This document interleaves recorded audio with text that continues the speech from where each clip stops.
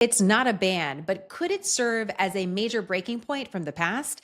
A renewed focus from the FDA on food dyes. What to know and why it matters. I'm Jenna, and this is Smarter News.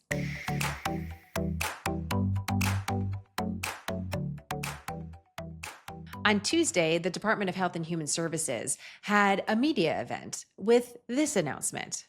Today, the FDA is taking action to remove petroleum-based food dyes from the U.S. food supply and from medications. The scientific community has conducted a number of studies raising concerns about the correlation between petroleum-based synthetic dyes and several health conditions. This is one of those news stories that we need to slow down a little bit to cover because initial reporting described this announcement as a ban on food dyes, including, by the way, some of our own reporting on Smarter News that we had to correct once we kind of figured out what was going on. It's not really a ban. The FDA says it is taking action. What does that mean? Why does it matter? Let's get into it. The work to reduce or eliminate food dyes has emerged from a variety of different sources, both Republican and Democrat, at a state and federal level, and sometimes by food companies themselves over the years.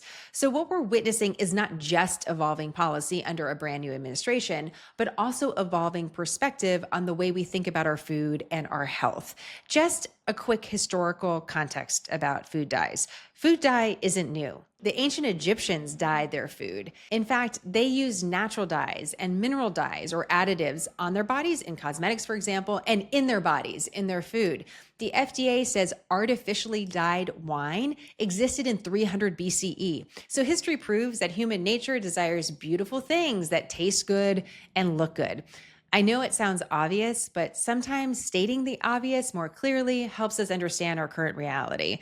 The modern food dyes really date back to about the 1850s, right before the Civil War in America. And the first color was called mauve, although it's really more of a purple when you take a look at it, a strong purple. Other dyes followed, and what was used to create these additives? Coal byproducts. The U.S. government got involved fairly quickly. By the 1880s, the government wanted to take a closer look at the use of these dyes, which eventually got government approval for use in things like butter and cheese. By 1900, though, things started moving a little bit quickly. I'm reading here from the FDA website. A careful assessment of the chemicals used for coloring foods at the time found many blatantly poisonous materials, such as lead, arsenic, and mercury being added. In many cases, the toxicities of the starting materials for synthesizing coloring agents were well known and could be toxins, irritants, sensitizers, or carcinogens. Bottom line, not so good. In 1906, Congress outlaws the use of these bad additives. And by the late 1920s, a new department, the Food, Drug, and Insecticide Administration, now had the power to regulate and enforce laws related to this issue. But some of the dyes approved in 1930, for example, by what's now known as the FDA, are still in use today, like yellow 5 or red number 3, just banned by the FDA a few weeks ago for use by 2027, 2028. The reason why I mention all of this is context. The debate about dyes isn't really new. It just has a few different elements that do matter. For example, instead of coal tar colors, we're talking petroleum-based food dyes. Petroleum is found in everything. Plastic toys, your makeup, disposable containers, high heel shoes, the list goes on and on. It's everywhere. Dr. Marty Makary mapped this out in his statement on Tuesday.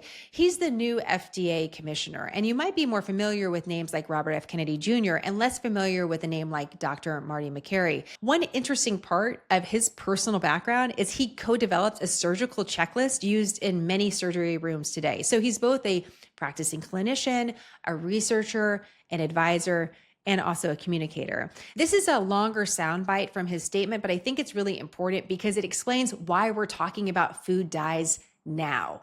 This Lancet study conducted a randomized, double-blinded, placebo-controlled study on food dyes and concluded that artificial colors in the diet, quote, result in increased hyperactivity. Other studies have found that artificial colors that create vibrant colors mess with the child's developing brain to make ultra-processed foods more attractive, even when the child already feels full. These studies have associated food colors directly with obesity and diabetes. Well, America's children are sick and suffering. 41% of children have at least one health condition, and 1 in 5 are on medication. The answer is not more Ozempic, more ADHD medication, and more antidepressants. There's a role for those medications, but we have to look at underlying root causes. The F in FDA stands for food. Now, there's no one ingredient that accounts for the child chronic disease epidemic. And let's be honest, taking petroleum-based food dyes out of the food supply is not a silver bullet that will instantly make America's children healthy, but it is one important step. So what's been the argument to keep food dyes? With all that said, why did anyone think this is a good idea? Let me just sum up some of what I've researched. Consistency. It can really be summed up in that, as in the consistency of the food and the way it tastes and it feels, and also consistency of a look. If you dye it all the same with the same chemicals, the same consistent chemicals, it will all be the same color, blue, or the same color red, and it's going to feel a certain way when you eat it. And so consistency seems to have been really the priority. When it comes to research, as Dr. McCary points out, research has raised red flags for many, many years.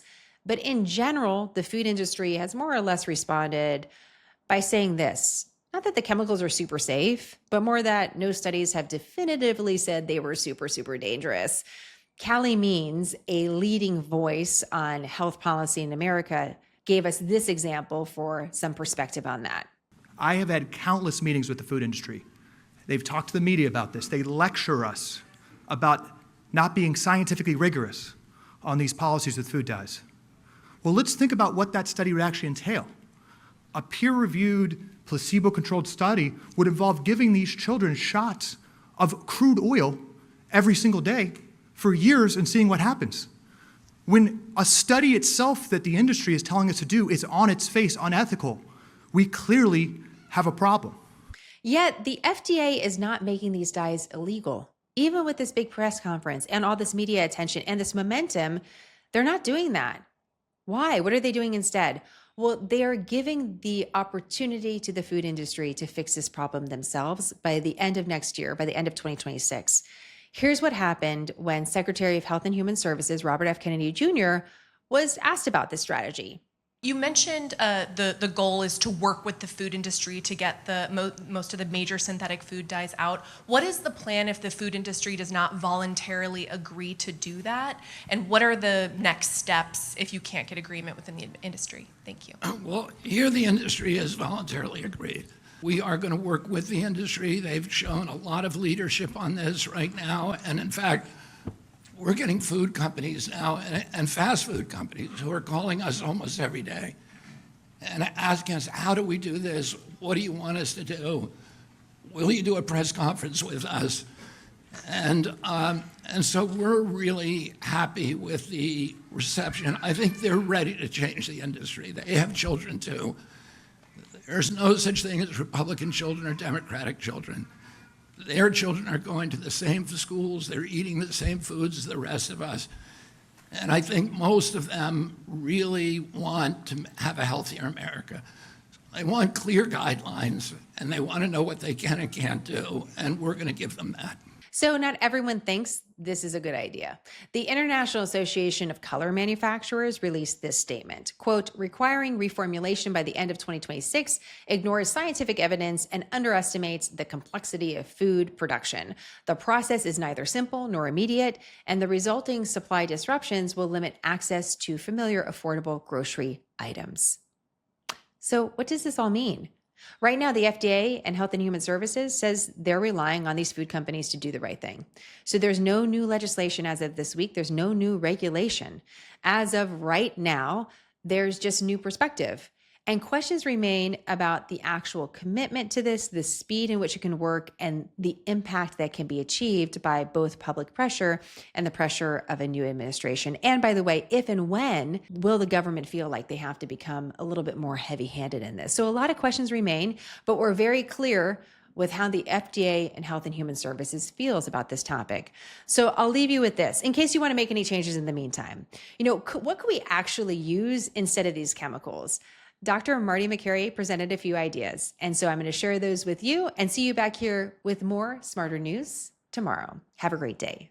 For companies that are currently using petroleum-based red dye, try watermelon juice. Or beet juice. For companies currently combining petroleum-based yellow chemical and red dyes together, try carrot juice.